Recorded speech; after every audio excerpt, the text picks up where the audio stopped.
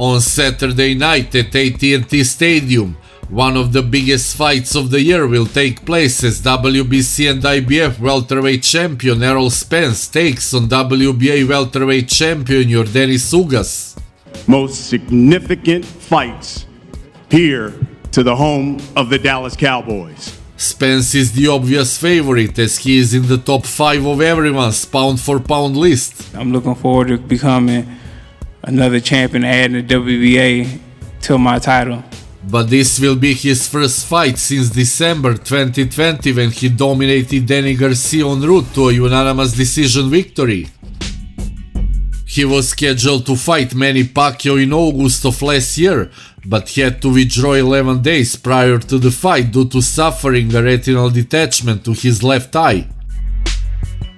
In the biggest fight of his career, the talented Cuban upset the ring Rusty Pacquiao, beating him by a 12-round unanimous decision to send him into retirement. You see the poise, you see the boxing ability and the mentality that Ugas and the skill that he brings to the ring. The 42-year-old Pacquiao, who hadn't fought in 2 years, looked like a shell of his former self, and he couldn't fight hard enough to win. And the winner is just one belt away from becoming undisputed welterweight champion of the world in this 4-belt era.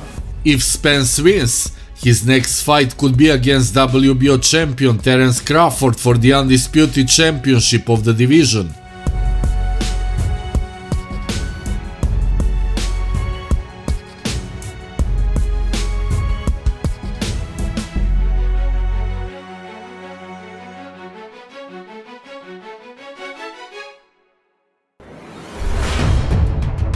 Errol Spence will look to add a third welterweight championship belt to his resume when he returns to fight at AT&T Stadium in front of his hometown fans for the third time.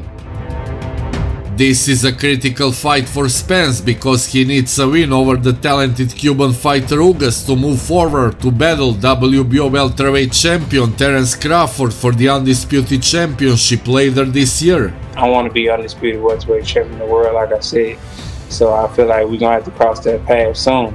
Spence just wants to make sure his hand is raised in the end because he knows what sometimes happens when fighters put their whole emphasis on trying to get a knockout to please the fans. We get in the clinch and we start fighting, then I don't think it's gonna go to a round. Errol is coming off a 16-month layoff since his tougher than expected December 2020 war against Danny Garcia.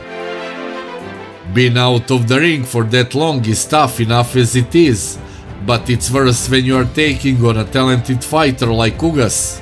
With time, I'm gonna become a better fighter than a Danny Garcia fight. On paper, Ugas is the toughest opponent of Spence's long 10-year professional career, better than Sean Porter, Kell Brook and Danny Garcia. However, Spence is a totally different type of fighter than Pacquiao, and he won't give Ugas the same opportunities to land his shots. Spence can make this fight as easy as his victory over the counter-puncher Mikey Garcia in March 2019. Ugas' game is based on walking his opponents down, hitting them hard with 1-2 combinations, and then backing away to the outside to serve with the damage. Ugas is always going to be a difficult fight for anybody. That style, which is a common one for Cuban fighters, won't be nearly enough for him to win a decision against Spence on Saturday night.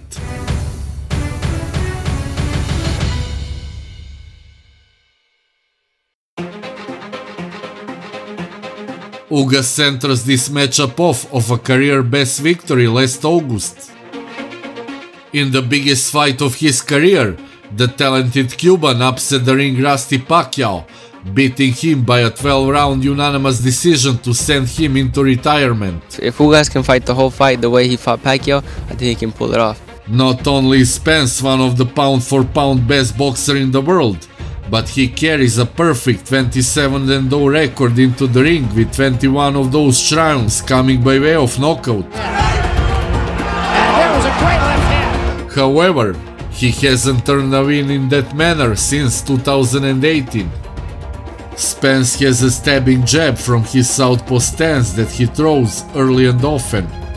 He uses this weapon to maintain distance and set up his heavier left hand. Spence will be able to, being a more technical fighter, and he's smart, I think he's going to be able to figure him out. Spence will throw that jab to the head and body, opening up more and more opportunities. Defensively, he is elite as well, with tremendous head movement in the pocket and the ability to punch his way out of danger. I think Spence is a different animal. The former Olympic bronze medalist from 2008 will likely have his hands full with a younger, faster opponent. Errol Spence is going to implement the game plan and also the adjustments. The Cuban tends to slowly inch his way into striking range without a lot of movement, rather trying to bait his opponent into throwing a strike so that he can counter over the top. With Spence's jab being his go-to weapon, there should be ample opportunity to counter, but with only 12 of his 27 pro wins coming by knockout, Ugas is going to have to be extremely efficient in his counters if he wants to output Spence. Despite their strong resumes and recent fights, they both entered the bout with something to prove. Can Spence show that he is as good as he's ever been despite his inactivity?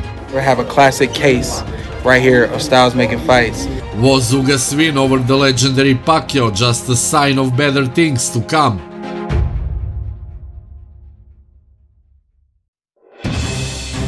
Coming off the biggest win of his career, Ugas will come into this fight supremely confident. I promise you blood, sweat, everything that I have to give for my country, for my fans. But if Spence lands a big shot early and stuns him, it may have Ugas second guess himself and realize that Spence is a different fighter than what Pacquiao was. He'll give Errol a run for his money in the early rounds.